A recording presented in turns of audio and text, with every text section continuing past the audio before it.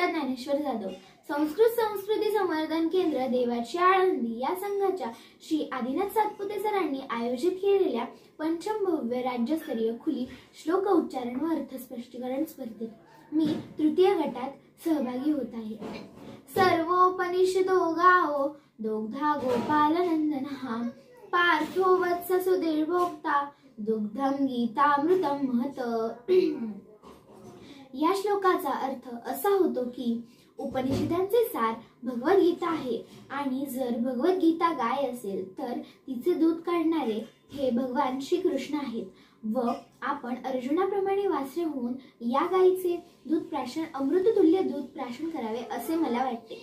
याकरिता मी 12व्या अध्यायातील 2 श्लोक घेतलेले आहेत व शब्द हा सुसंगत आहे.